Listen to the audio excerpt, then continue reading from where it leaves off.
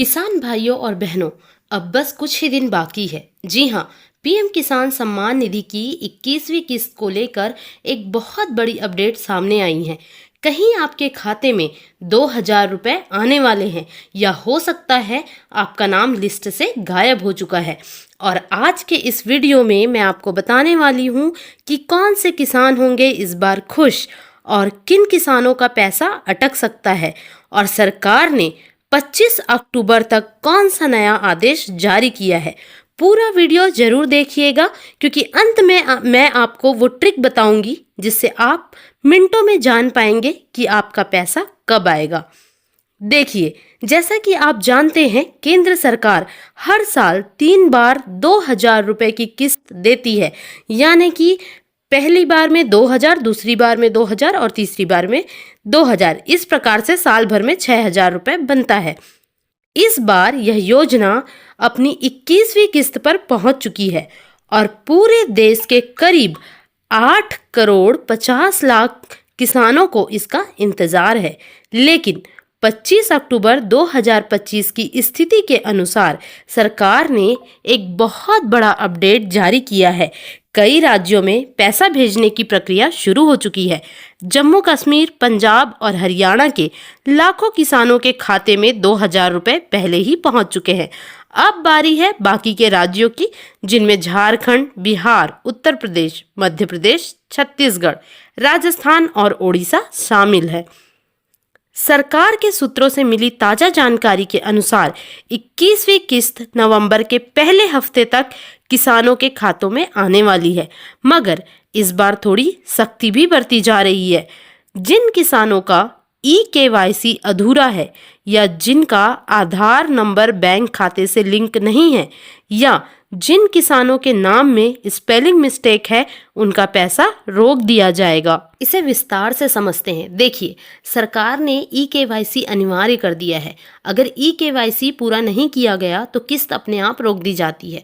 क्या होता है कि कई किसानों ने मोबाइल OTP या फिर CSC केंद्र से यह प्रक्रिया अधूरी छोड़ दी है, जिससे उनके रिकॉर्ड पेंडिंग वेरिफिकेशन में है।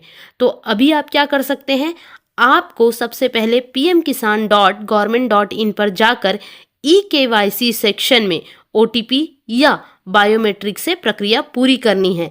और साथ में अगर आप चाहें तो नज़दीकी CSC केंद्र से भी फ्री में आप ये काम करवा सकते हैं। दूसरा, जिनका आधार कार्ड बैंक खाते से लिंक नहीं है, यानी योजना का पैसा आप लोगों को मालूम होगा कि डायरेक्ट बेनिफिट ट्रांसफर के जरिए आता है। अगर बैंक खाता आधार से लिंक नहीं है या NPCI में सीडिंग नहीं है तो पैसा फेल या रिटर्न हो जाता है। अब आप क्या कर सकते हैं, बैंक जाकर आपको आधार सीडिंग फॉर PM किसान का फॉर्म भरना होगा। बैंक पासबुक में AEPS एक्टिव या सीडिंग डन लिखा होना चाहिए। तीसरा, नाम या डिटेल्स में गलती, जो मैंने आपको पहले बताई। अगर आधार कार्ड में मान लीजिए राम कुमार है और बैंक खाते में R कुमार है तो सिस्टम इसे मैच नहीं कर पाता। इस कारण किस्त रिजेक्टेड बाय बैंक या PFMS दिखती है। आपको क्या करना है, अपने PM किसान पोर्टल पर लॉगिन करना है और एडिट आधार डिटेल्स में नाम मिलाना है। और साथ ही अगर ज़रूरत हो तो नज़दीकी CSC केंद्र में जाकर संशोधन भी कराना है। यानी कि आपकी जो भी डॉक्यूमेंट्स आपने दिए हैं उसमें आपका नाम सभी जगह पर एक जैसा होना चाहिए। चौथा, किन कारणों से आपको ये पैसे नहीं मिल सकते। हो सकता है अयोग्य श्रेणी के किसान, मान लीजिए सरकारी कर्मचारी, यानी कई बार क्या होता है, वेतनभोगी होने के कारण भी योजना का लाभ नहीं मिलता। कई लोग वेतनभोगी होने के साथ साथ खेती का काम भी करते हैं तो उन्हें इस योजना का लाभ नहीं मिलेगा।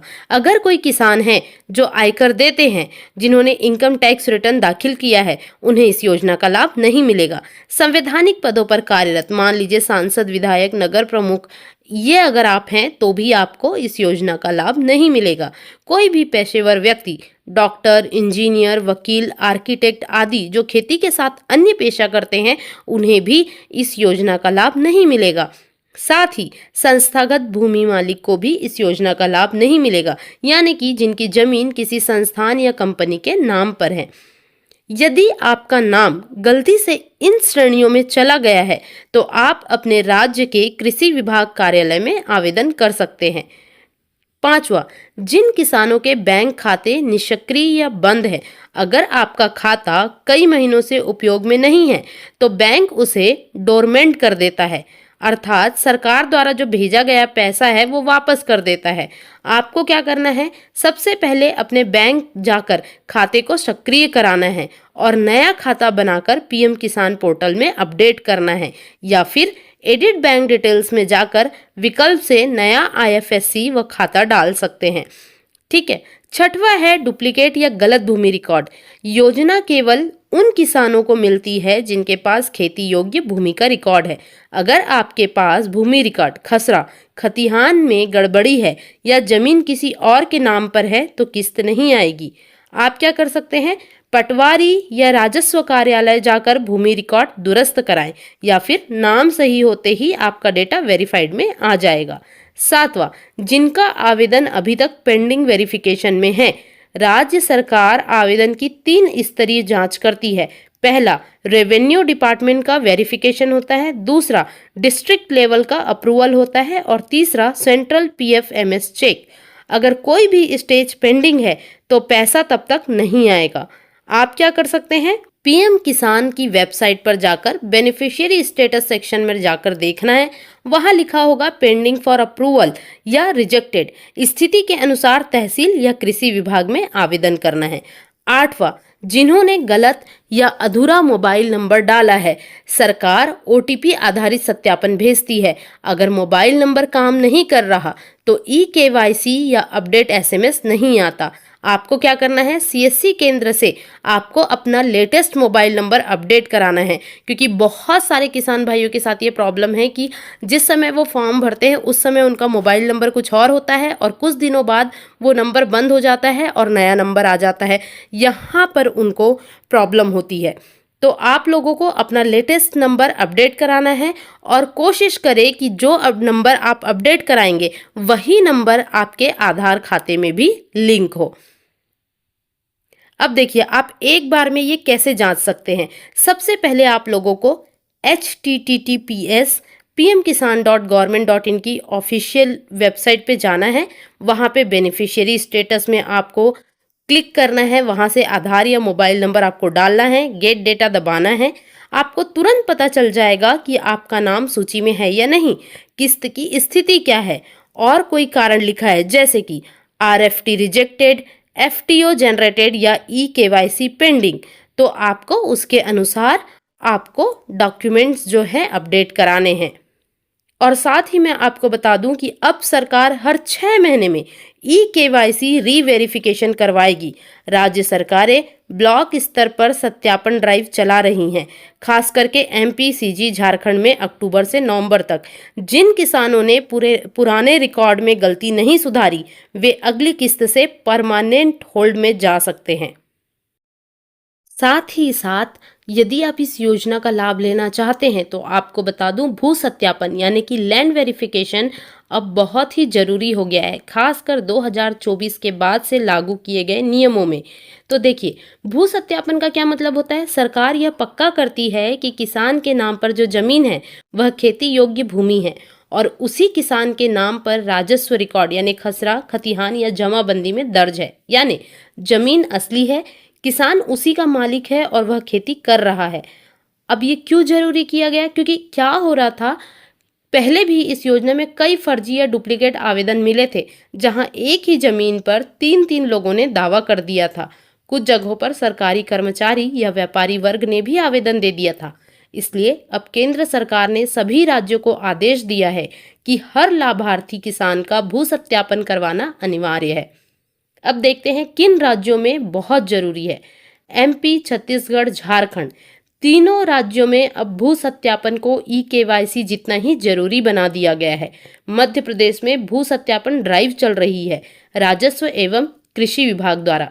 झारखंड में अक्टूबर 2025 तक सत्यापन पूरा करने का आदेश जारी किया गया है। छत्तीसगढ़ में राज्य पोर्टल से ई भू सत्यापन लिंक जोड़ा गया है। क्या होगा अगर भू सत्यापन नहीं हुआ तो? अगर आपका भूमि सत्यापन अधूरा है तो सिस्टम में स्टेटस ऐसा दिखेगा, जैसे लैंड रिकॉर्ड नॉट वेरीफाइड या फिर beneficiary on hold due to pending land verification. इसका मतलब आपकी किस्त तब तक होल्ड रहेगी जब तक जमीन का सत्यापन पूरा नहीं हो जाता। अब भू सत्यापन कैसे करवाएं? इसके दो तरीके हैं। पहला है ऑफलाइन तरीका, दूसरा है ऑनलाइन तरीका। पहला ऑफलाइन तरीका देखते हैं। आप अपने ग्राम पंचायत या राजस्व कार्यालय पटवारी में जाएं, अपना खसरा खतिहान नंबर, आधार कार्ड और बैंक पासबुक लेकर जाएं। अधिकारी आपके भूमि रिकॉर्ड की पुष्टि करेंगे और पोर्टल में वेरीफाइड दर्ज करेंगे। दूसरा ऑनलाइन तरीका, आपको pmkisan.government.in की ऑफिशियल वेबसाइट में जाना है। अपने राज्य का पोर्टल चुने, जैसे mpbhuleख.government.in या फिर झारभूमि.झारखंड.government.in या फिर भूनक्शा.cg.nic.in। वहां भू सत्यापन या लैंड सीडिंग विकल्प चुनें। अपना खसरा जानकारी डालें और आधार से लिंक करें। सबमिट करने के बाद यह अंडर वेरिफिकेशन में चला जाएगा। डेडलाइन क्या है? कई राज्यों ने किसानों को 31 अक्टूबर 2025 तक सत्यापन पूरा करने का समय दिया है। जिन किसानों ने इस तारीख तक नहीं कराया, उन्हें 21वीं किस्त में शामिल नहीं किया जाएगा। देखिए, यहाँ पर जो सबसे ज़्यादा कॉमन प्रॉब्लम आ रही है, यानी कि वो गलतियाँ जिनकी वजह से कई किसान हर बार किस्त से वंचित रह जाते हैं, उसमें सबसे पहला है बैंक खाता बंद या निष्क्रिय, जिससे पैसा वापस लौट जाता है। या फिर कई बार IFSC कोड पुराना या गलत दर्ज होता है, या कई बार आपका आधार कार्ड में नाम अलग और बैंक में अलग होता है। साथ ही साथ जो सबसे ज़्यादा कॉमन प्रॉब्लम है वो है मोबाइल नंबर अपडेट नहीं होने के कारण OTP नहीं पहुंचता। मतलब जिस समय आप लोगों ने ये फॉर्म भरा था तब आपका मोबाइल नंबर अलग होता है, और अब जब आप यूज़ कर रहे हैं तब आपका मोबाइल नंबर अलग होता है, और साथ ही आपके आधार से लिंक मोबाइल नंबर अलग होता है, और अभी आप लोग जो यूज़ कर रहे हैं नंबर ये अलग होता है। इसी वजह से सबसे ज़्यादा प्रॉब्लम आती है, और इन्हीं छोटी छोटी गलतियों से सरकार करोड़ों किसानों का भुगतान रोक देती है। इसलिए वीडियो देखने के बाद अपनी डिटेल्स एक बार ज़रूर चेक कीजिएगा। और साथ ही साथ अब आप जानेंगे कि आपका पैसा कब आने वाला है। तो सबसे पहले आपको जाना है pmkisan.government.in पर। स्टेप 2 आपको करना है बेनिफिशियरी स्टेटस पर क्लिक करना है। अपना मोबाइल नंबर या आधार कार्ड डालिए। अब यहाँ पे गेट डेटा जैसे ही आप दिखेगा, आपको इसको बटन को क्लिक करना है। आपकी अगली किस्त किस तारीख को आएगी, या फिर अगर मान लीजिए आपके फॉर्म में या आपके आवेदन में किसी भी प्रकार की कोई गलती है तो वह भी आपको दिखाई देगा। और साथ ही ऐसे किसान भाइयों को सलाह दी गई है जिनका नाम लिस्ट में तो है पर पैसा नहीं आया, वे अपने ग्राम सचिवालय या कृषि विभाग में जाकर सत्यापन कराएं। लेकिन जैसा कि मैं बता दूं, खासकर ये 3 राज्य जो आपको इसके पहले मैंने नाम लिया था, MP, छत्तीसगढ़, राजस्थान और उड़ीसा, झारखंड, अभी इसमें नवंबर में पैसा आने वाला है। तो आप लोग सिर्फ ऑफिशियल वेबसाइट में जाकर पहले चेक कर लीजिए। अगर सारी चीज़ें सही है तो आप लोग इंतज़ार कीजिए, और नहीं अगर मान लीजिए लिस्ट में नाम है और आने वाले दिनों में आपको पैसा नहीं मिलता है तो आप लोगों को ग्राम सचिवालय या कृषि विभाग में जाकर सत्यापन कराना है। ठीक है। इसके अलावा गवर्नमेंट ने एडवाइजरी भी जारी की है। 25 अक्टूबर को सरकार ने यह भी साफ कर दिया है कि अब फर्जीवाड़ा जो भी करेगा उन पर कार्रवाई की जाएगी। जिन किसानों ने गलत दस्तावेज देकर योजना का लाभ लिया है उनकी रकम वसूली जाएगी और नाम ब्लैक लिस्ट में जोड़े जाएंगे। इसलिए केवल वही किसान आवेदन करें जो पात्र हैं।